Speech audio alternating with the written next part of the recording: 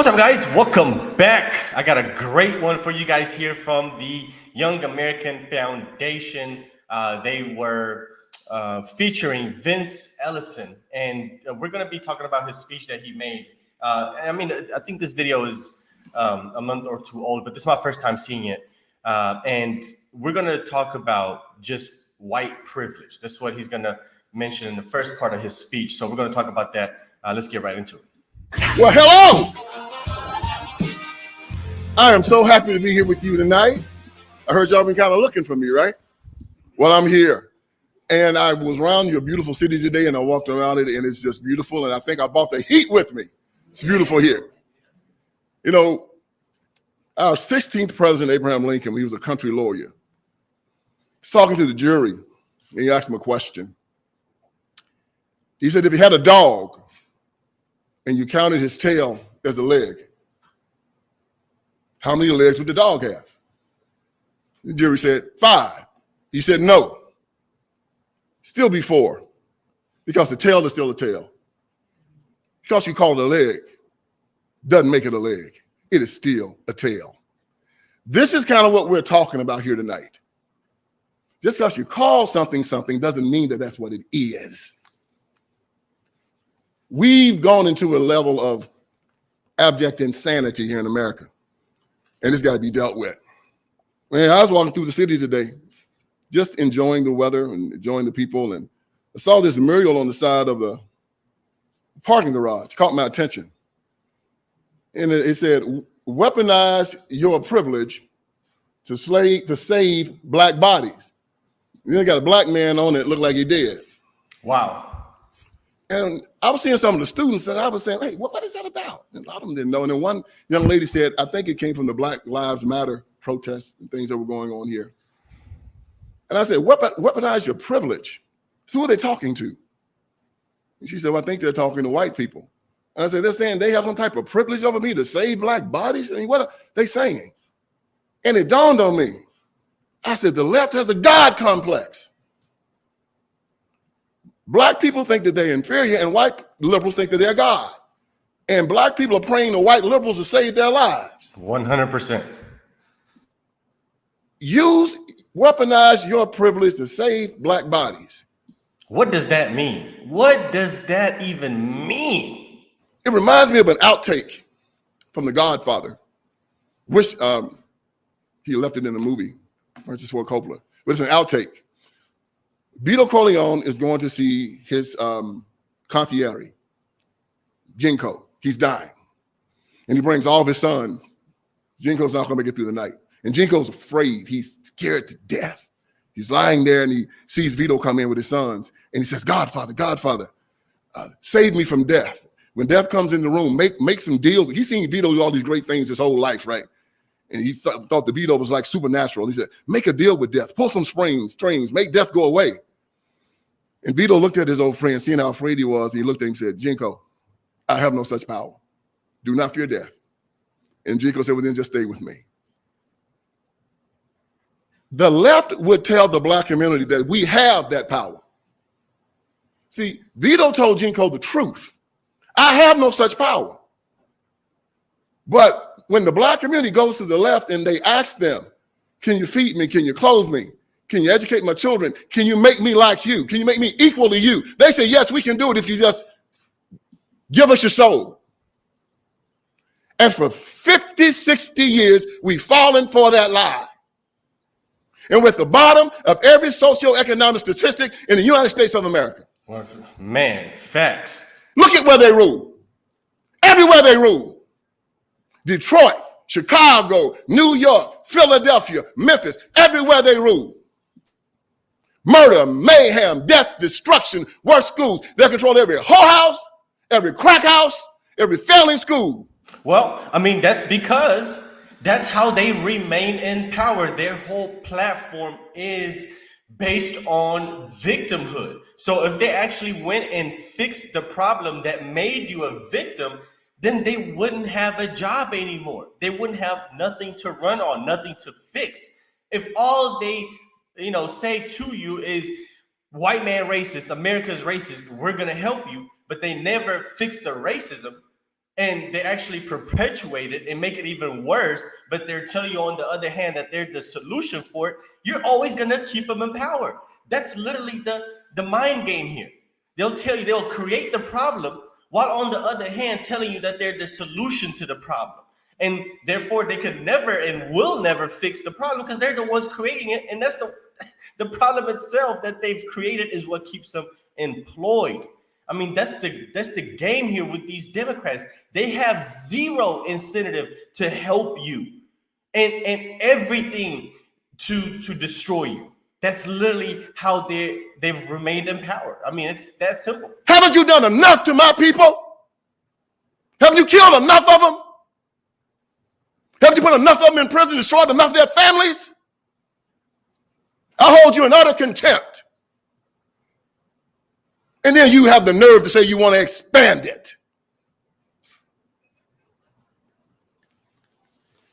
You have no shame. Great movie, Cool Hand Luke. When the woman told Luke he was doing these things to him for his own good. What did Luke tell him? I wish you stop being so good to me, boss. Well, I think that's about what the black community is getting ready to tell the left. I wish y'all stop being so good to us. We want to talk about diversity, equity, and inclusion tonight, right? We're dealing with people, y'all,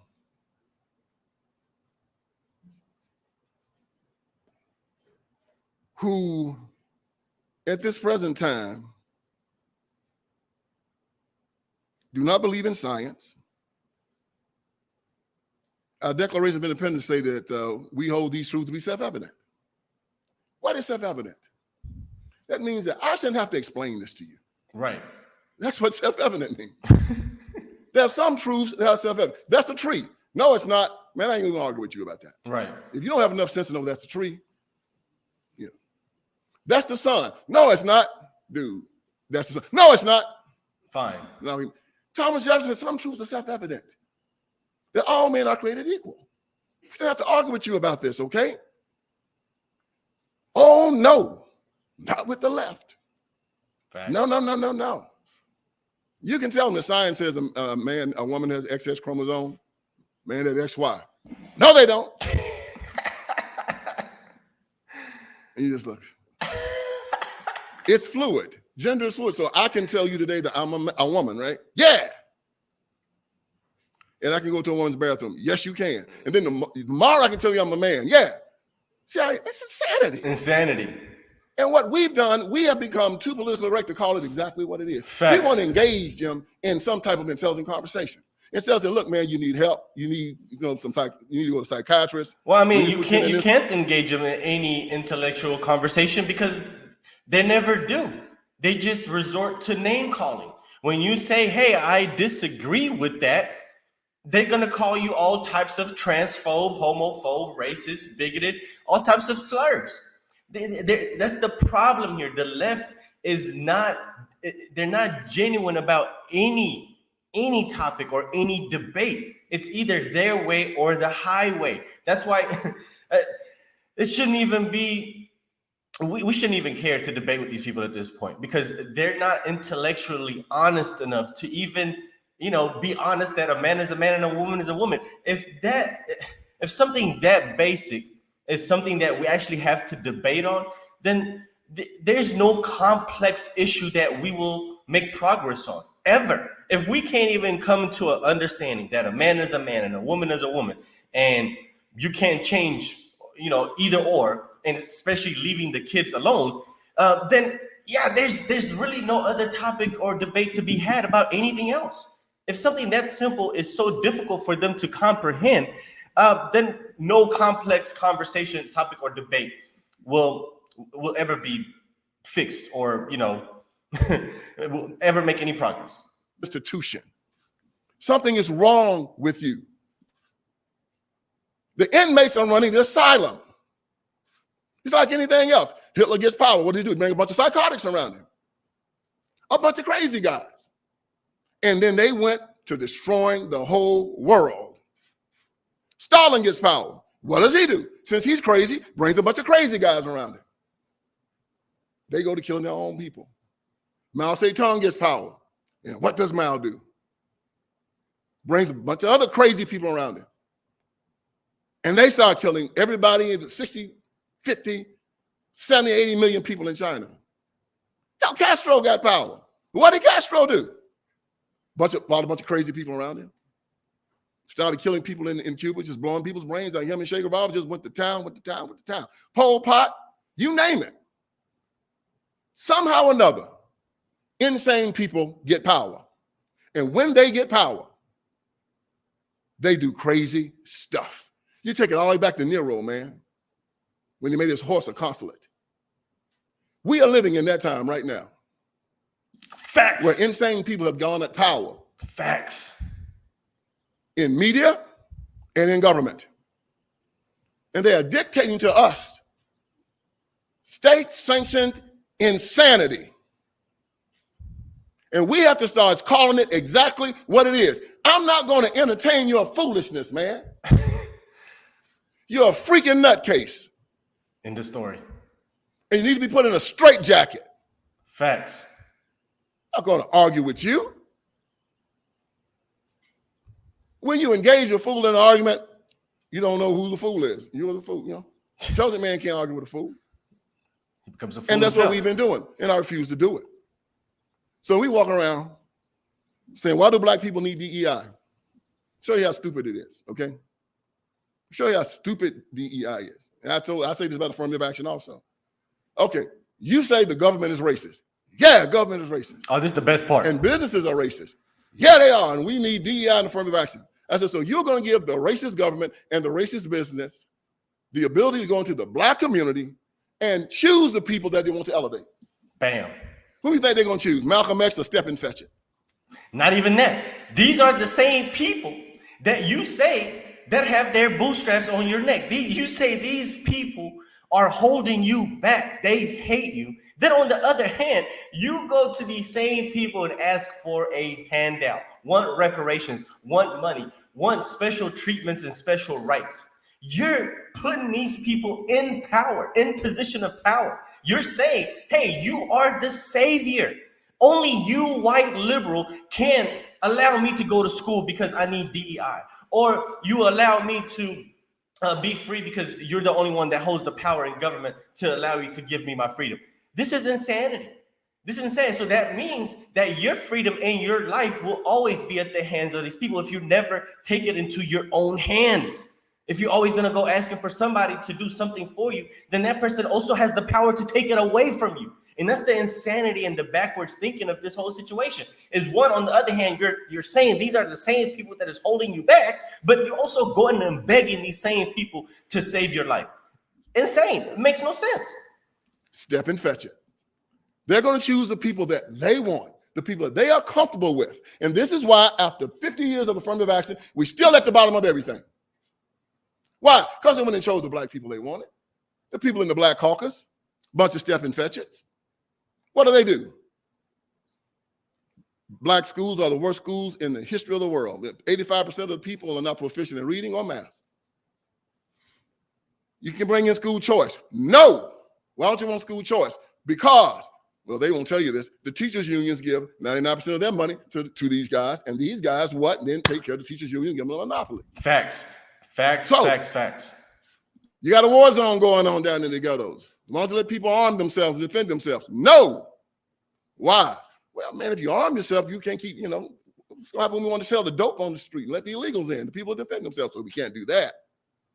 Facts. And hey, you're not going to arm us or let us arm ourselves. Give us police protection. No, we're going to defund the police and take them out of your neighborhood. These people never want to help you. Let me see if you touched on that. Well, the people are Christian and they're Muslim and they're Jewish. Why don't you let them pray their religion? No. Yeah. So no, you can't arm yourself. You can't defend yourself. You're going to be in the community that is mostly crime-ridden. But when you ask for protection, we're also going to take the police away from you too. We want to defund the police. It's the same group of people. They create the chaos. They create the problem. And also say they're the solution for it.